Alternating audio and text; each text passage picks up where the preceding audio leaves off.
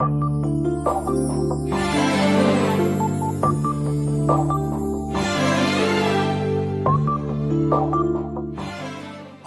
దేవుని సన్నిధిలో ప్రార్థిస్తూ దేవుని కృపావార్తను మనం తీసుకుని ధ్యానిస్తూ ఉన్నాం.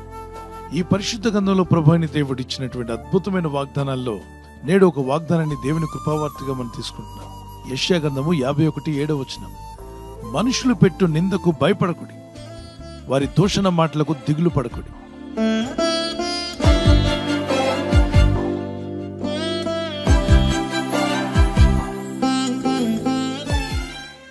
పాపలోకంలో జీవిస్తూ ఉన్నాం.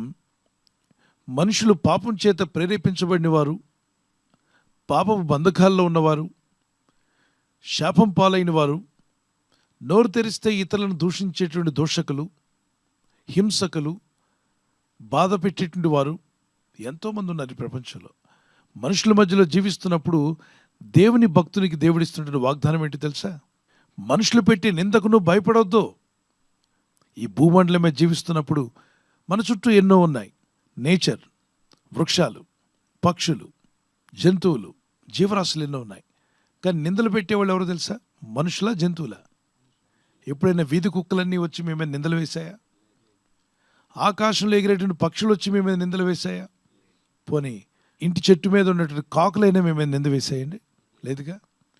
కాకులు, జంతువులు, పక్షులు, వృక్షాలు, నేచర్ మీ మీద నింద వేయట్లా. కానీ మనుషులు నిందలు వేస్తారు. మత్తయి సువార్త 5:12 నా నామం నిమిత్తం, అంటే దేవుని నామాన్ని నువ్వు కలిగి ఉన్నందుకు, ప్రభువైన యేసుక్రీస్తుని రక్షకుడిగా అంగీకరించినందుకు, నిందించి హింసించి మీ మీద అబద్ధముగా చెడ్డ మాటలు పలుకున్నప్పుడు మీరు ధన్యులు, భయపడవద్దు, సంతోషించి ఆనందించుడి, పరలోకమందు మీ ఫలం అధికమగును. ఇలాగున వారు పూర్వమందుడైన ప్రవక్తలను కూడా హింసించారు. మంచి యథార్థమైన ప్రవక్తలను కూడా వారు బ్రతికున్నప్పుడు ఈ లోకం వారిని హింసించిందట. నిందలు వేసి, అవమానపరిచి, దుఃఖపరిచి, వారి పేరుని చెరపాలని రకరకాలుగా ప్రయత్నాలు చేశారు ఆ రోజుల్లో ఉన్న ప్రజలు. మరి నేటి కాలంలో కూడా అటువంటి ప్రజలు లేకపోలేదు. ఎవరో అన్నారని, మా మీద నింద వేశారని దుఃఖంతో, బాధతో కృంగిపోతూ ఉంటే ఈ వాగ్దానం పట్టుకుని ప్రే చేయి. ఒకసారి ఆలోచించు. నువ్వు బ్రతకడానికి అవసరమైన ఆక్సిజన్ ఇస్తుంది, సూర్య వెలుగు, భూమి, ఆకాశమును, నీటిని, సమస్తాన్ని కలుగు చేసిన నీ జీవనాధారాన్ని, సమస్తాన్ని నీకు అనుగ్రహించినటువంటి ఆ దేవుడిని నిందించలేదు, మనుషులను నిందించారు. మనుషులు పెట్టే నిందలకు నువ్వు భయపడొద్దన్నాడు.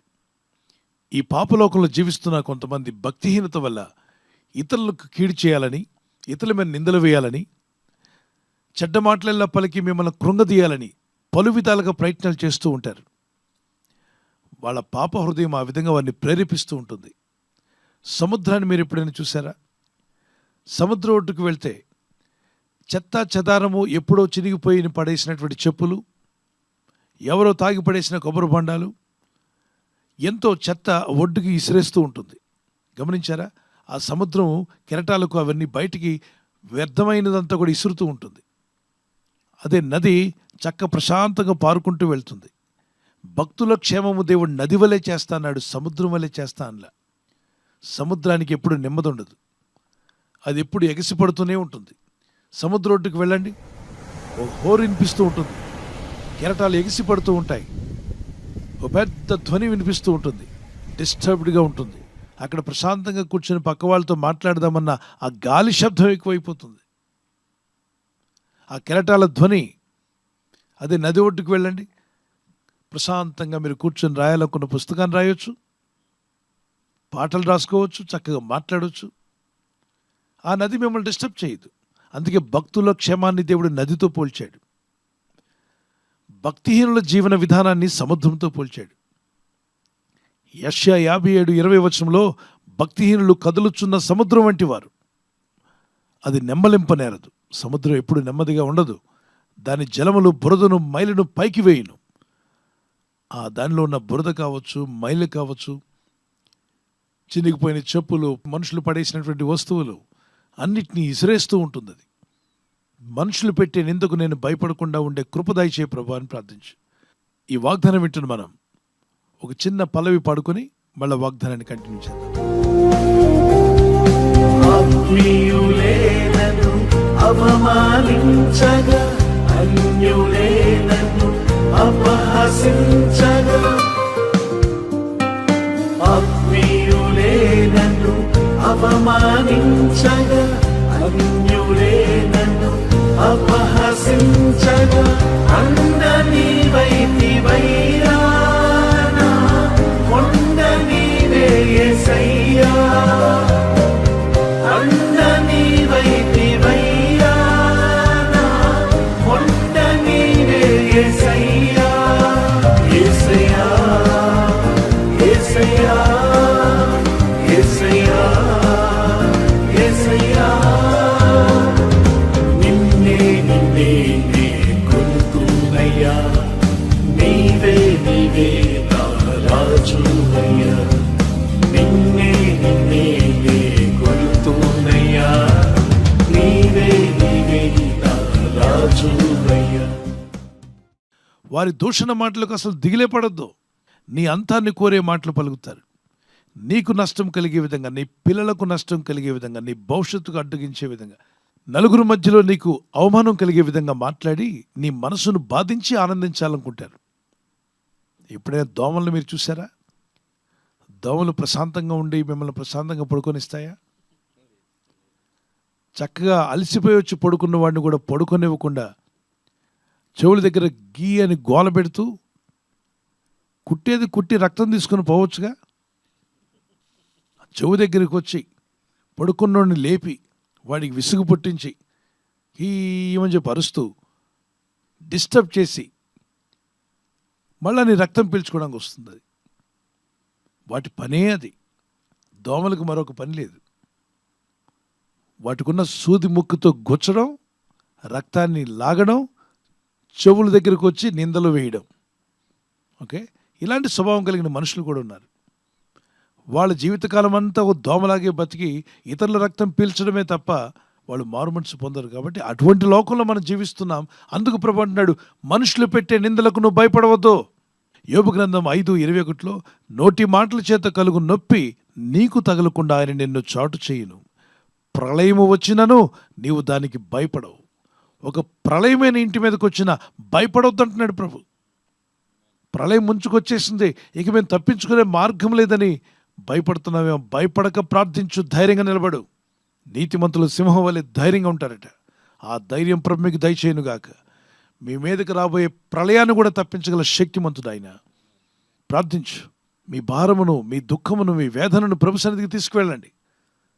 ఆయన సన్నిధానంలో ప్రార్థించండి. ప్రభువా, మనుషులు పెడుతున్న నిందలకు భయపడే స్థితి నాకు వద్దు, ధైర్యంగా నిలబడే కృప నాకు దయచేయమని అడుగు. ప్రభు అంటున్నాడు, మీకంటే ముందుగా ఈ లోకం నన్ను ద్వేషించింది. మిమ్మల్ని నిందిస్తానని భయపడుతున్నారా? మీకంటే ముందుగా మీ ప్రభుని నిందించింది ఈ లోకం. మనకంటే ముందుగా మన ప్రభుని అసహించుకున్నది, ప్రభుని నిందించింది, దూషించింది ఈ పాపలోకం. ఈ పాపలోకంలో జీవిస్తున్న మనుషులందరూ కూడా నీతిని ప్రేమించేవారు కాదు. కొందరే నీతిని ప్రేమిస్తారు, కొందరే భక్తి కలిగి ఉంటారు.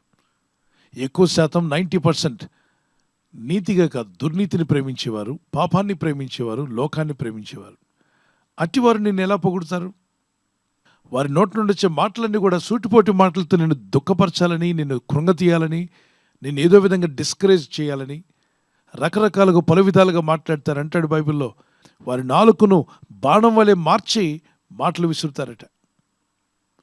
అగ్ని బాణముల వంటి మాటలు నీ మీదకి వస్తున్నప్పుడు విశ్వాసమనే డాలు పట్టుకో. ప్రభు నాకు తోడై ఉన్నాడని చెప్పి వారు విసిరే ప్రతి అగ్ని బాణానికి మీ విశ్వాసమైన డాలు అడ్డుపెట్టు. ఇక్కడ విశ్వాసమైన డాలుగు తగిలినప్పుడు అవి నీకు తగలకుండా ఆ విశ్వాసమైన డాలుగు తగిలి కింద పడిపోతాయి. పట్టుదలతో ప్రార్థించు. ఈ వాగ్దానం మీ పట్ల దేవుడు నెరవేర్చి మీ మీదకి వచ్చిన నిందల నుండి మిమ్మల్ని తప్పించి, వారి దూషణ మాటలు మీకు నొప్పి కలిగించకుండా మిమ్మల్ని చాటు చేసి, మీ మీదకి రాబోతున్న ప్రళయం నుండి మిమ్మల్ని దేవుడు తప్పించి నిలబెట్టి స్థిరపరచునుగాక. ప్రార్థన చేసుకుందాం. పరిశుద్ధమైన మా ప్రియ తండ్రి, ఈ వాగ్దానం ఎత్తి ఎందరైతే ప్రార్థిస్తున్నారో ఈ కృపావార్తను బట్టి నిన్ను స్తుతిస్తున్నామయ్యా. నిజమే, ఈ లోకంలో జీవిస్తున్నప్పుడు జంతువులు, పక్షులు, జీవరాశులు ఎన్నో ఉన్నాయి. అవి మమ్మల్ని నిందించట్లేదు. కానీ మనుషులైన, పాపులైన మనుషుల్లో కొంతమంది నిందిస్తారని, దూషణ మాటలు పలుకుతారని, అప్పుడు భయపడిపోవద్దు, కృంగిపోవద్దు అని మీరు సెలవిచ్చారు. ఎవరైతే కృంగిపోయి ఉన్నారో వారికి ధైర్యం దయచేయండి. ఈ వాగ్దానం ఎత్తి ప్రార్థిస్తుండగా వారిలో ఉన్న భయాలన్నీ తొలగిపోనుగాక. ఎవరో ఏదో అన్నారని, ఎవరో నన్ను నిందించారని దూషణ మాటలు పలుకుతున్నారని దిగులు పడి కృంగిపోతున్న వారికి ఇప్పుడే ధైర్యము కలుగునుగాక.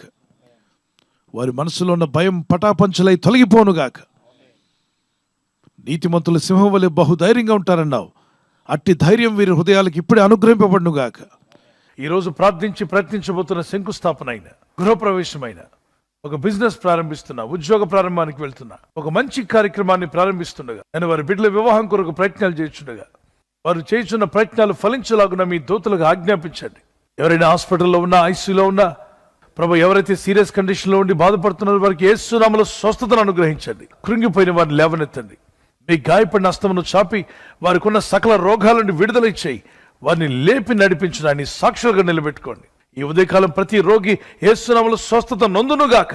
తండ్రి, ఈ దినం ఎవరైతే ప్రయాణమై వెళ్ళబోతున్నారో, అది రైలు మార్గమైనా, ఆకాశ మార్గమైనా, బస్సుల్లో, వాహనాల్లో ఎక్కడ ప్రయాణం చేస్తున్నా, రోడ్డు మార్గంలో ఏ వాహనంలో వారు ప్రయాణం చేస్తున్నా, నీ ప్రజలకు కాపాడే దూతలను పంపండి. ఉదయం బయలుదేరి సాయంకాలం ఇంటికి వచ్చేంత వరకు నీ కాపుదల, కాపాడే దూతల యొక్క సహాయము నీ ప్రజలకు దయచేయమని అడుగుతున్నాను. విశ్వాసులను కృంగదీయడానికి ఇసిరేటువంటి ప్రతి బాణము, ప్రతి ఈటలకు అడ్డుగా నిలబెట్టేటువంటి విశ్వాసమనే డాలు మీరు మాకు దయచేశారు. అంతవరకు విశ్వాసాన్ని కాపాడుకుని విశ్వాస యాత్రలో నీ కొరకు నిలబడి జయం పొందే కృప, సాక్షి జీవితం వీరందరికీ దయచేయమని, వీరి కుటుంబంలో ఉన్న ప్రతి శోధన బాధలను తప్పించి నీ కాపుదల్లో వీరిని నిలబెట్టమని, స్థిరపరచమని యేసుక్రీస్తు వారి యొక్క పరిశుద్ధ నామములో అడిగి వేడుకొంచున్నాను నా పరలోకపు తండ్రి. ఆమేన్. ఆమేన్. God bless you.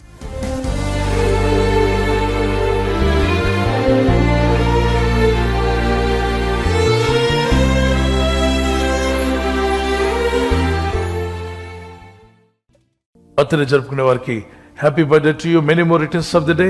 God bless you. మీకు వాగ్దానం దానియేలు 10:19 నీవు బహుప్రియుడవు, భయపడకము. దానియేలు ఆ విధంగా జీవించాడు. అలాగే మీరు కూడా ఈ నూతన సంవత్సరంలో దేవునికి బహుప్రియులు అవ్వండి. ప్రార్థించేవారుగా, భక్తి కలిగిన వారుగా, దేవుని వాక్యం మీద ఆధారపడేవారుగా జీవించండి. మీ జీవితాలు కూడా దేవునికి బహుప్రియులుగా ఉండి వర్ధిల్లుదురుగాక. God bless you with this promise. Marriage anniversary జరుపుకునే వారికి happy anniversary, many more returns of the day.